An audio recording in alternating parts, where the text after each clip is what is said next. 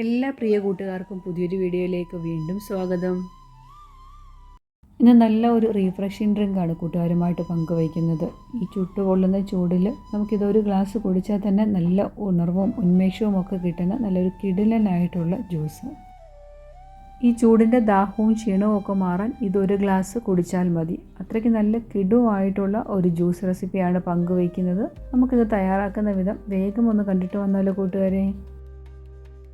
ആദ്യം നമുക്ക് കുറച്ച് സബ്ജ സീഡ്സ് ഒന്ന് സോക്ക് ചെയ്ത് വെക്കണം. ലേശം വെള്ളത്തിൽ ഞാൻ 1 ടീസ്പൂൺ അളവ് സബ്ജ സീഡ്സാണ് സോക്ക് ചെയ്യാനായിട്ട് എടുത്തേക്കുന്നത്. ഈ ചുട്ടുപൊള്ളുന്ന ചൂടിൽ സബ്ജ സീഡ്സ് ചേർത്തിട്ടൊക്കെ ജ്യൂസ് തയ്യാറാക്കുകയാണെങ്കിൽ വളരെയധികം നല്ലതാണ്. ഈ വേനൽ ചൂടിൽ ശരീരത്തിന് ഉന്മേഷം നൽകാനും അതുപോലെ തന്നെ ശരീരം തണുപ്പിക്കാനും ഈ സബ്ജ സീഡ്സിൻ്റെ പങ്കെന്ന് പറയുന്നത് വളരെ വലുതാണ്. ഒരു 10 മിനിറ്റ് സോക്ക് ചെയ്ത് വെച്ചാൽ മതി. ഒരു ചെറിയ കഷ്ണം ഇഞ്ചി നുറുക്കിയത് മിക്സിയുടെ ജാറിലോട്ട് ഇട്ട് കൊടുക്കുകയാണ്. അതോടൊപ്പം തന്നെ കുറച്ച് പുതിനയിലയും കൂടെ നമുക്ക് ആവശ്യമുണ്ട്. പുതിനയില നമുക്ക് കഴുകിയിട്ട് ഒരു 8 പീസോളം പുതിനയുടെ ലീഫും കൂടെ നമുക്ക് ചേർത്ത് കൊടുക്കണം.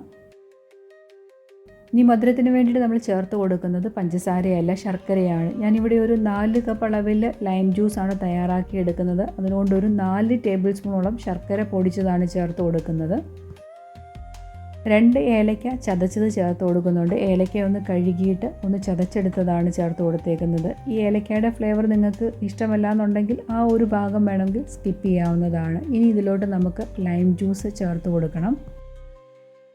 ഇനി നമുക്ക് ഒരു നാരങ്ങയുടെ ജ്യൂസ് ആവശ്യമുണ്ട്. ഒരു വലിയ നാരങ്ങ തന്നെയാണ് ഞാൻ ഇതിന് വേണ്ടിയിട്ട് എടുത്തേക്കുന്നത്. അപ്പം നിങ്ങൾ അടിച്ച് നോക്കിയിട്ട് ടേസ്റ്റൊക്കെ നോക്കിയിട്ട് ആവശ്യമുണ്ടെങ്കിൽ കുറച്ച് നാരങ്ങയുടെ നീരും കൂടെ ഒക്കെ ചേർത്ത് കൊടുക്കണം. ഇത് വലുതായതുകൊണ്ട് ഒരെണ്ണമാണ് എടുത്തേക്കുന്നത്. കുറച്ച് ഐസ് ക്യൂബ്സ് ഞാൻ ചേർത്ത് കൊടുക്കുന്നുണ്ട്. ഇനി ഒരു കുറച്ച് വെള്ളം ചേർത്ത് കൊടുക്കുക. ആദ്യം നമുക്കിതൊന്ന് അരച്ചെടുക്കണം. കാരണം ഇഞ്ചിയും പുതിനയിലയൊക്കെ ഒന്ന് അരഞ്ഞ് കിട്ടണം. ആദ്യമേ മുഴുവൻ വെള്ളം കൂടെ ചേർത്ത് കൊടുത്തു കഴിഞ്ഞാൽ ഇവ അരഞ്ഞ് കിട്ടാനായിട്ട് പാടാവും. ലേശം വെള്ളം ചേർത്ത് കൊടുത്ത് ഒന്ന് അരച്ചെടുത്തിട്ടുണ്ട്. അപ്പോൾ പുതിനയിലയും ഇഞ്ചിയൊക്കെ നല്ലപോലെ ആ ഒരു ജ്യൂസിലോട്ട് നമുക്ക് അരച്ചെടുക്കാൻ പറ്റിയിട്ടുണ്ട്. ഇനി ഒരു ലേശം ഉപ്പും കൂടെ നമുക്ക് ചേർത്ത് കൊടുക്കണം. എന്നിട്ട് ആവശ്യമായിട്ടുള്ള വെള്ളം കൂടെ ചേർത്ത് കൊടുത്ത് നല്ല രീതിയിലൊന്ന് ബ്ലെൻഡ് ചെയ്തെടുക്കേണ്ട താമസമേ ഉള്ളൂ. ആദ്യം നമ്മൾ ഇവയെല്ലാം കൂടെ മിക്സിയുടെ ജാറിലിട്ടൊന്ന് നല്ല രീതിയിലൊന്ന് അരിച്ചെടുത്ത ശേഷം അരിച്ചെടുത്തിട്ട് വേണം സെർവ് ചെയ്യാൻ. കാരണം നമ്മൾ പുതിനയിലയൊക്കെ ചേർക്കുന്നത് കൊണ്ട് ഒന്ന് അരിച്ചിട്ട് വേണം സെർവ് ചെയ്യാൻ. കുതിർത്ത് വെച്ചിരിക്കുന്ന സബ്ജ സീഡ്സും കൂടെ ചേർത്തിട്ട് ജ്യൂസ് നമുക്ക് സെർവ് ചെയ്യാവുന്നതാണ്. പുതിനയില വളരെയധികം നല്ലതാണ്. ശരീരത്തെ താപം കുറയ്ക്കാനും അതുപോലെ തന്നെ ചൂടൊക്കെ ആകുമ്പം നമുക്കൊരു ഉന്മേഷക്കുറവൊക്കെ ഉണ്ട്. അതൊക്കെ ഒന്ന് കൺട്രോൾ ചെയ്യാനായിട്ട് പുതിനയിലയുടെ ചേർത്തിട്ട് ജ്യൂസ് തയ്യാറാക്കുകയാണെങ്കിൽ ഒരു പ്രത്യേക ഉന്മേഷം തന്നെ കിട്ടും.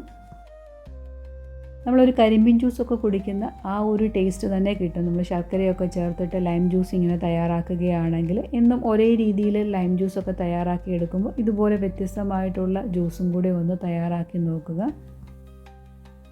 ശർക്കരയ്ക്ക് പകരം നിങ്ങൾക്ക് വേണമെന്നുണ്ടെങ്കിൽ പഞ്ചസാര വെച്ചിട്ടും ഇത് തയ്യാറാക്കി എടുക്കാവുന്നതാണ്. ശർക്കര വെച്ച് തയ്യാറാക്കി എടുക്കുമ്പോൾ ഒരു പ്രത്യേക ടേസ്റ്റ് തന്നെയാണ്. ഒരു 4 ഗ്ലാസ് അളവിൽ ജ്യൂസ് തയ്യാറാക്കി എടുക്കാൻ 4 ടേബിൾ സ്പൂൺ അളവിൽ ശർക്കര പൊടിച്ചതേ ആവശ്യമുള്ളൂ.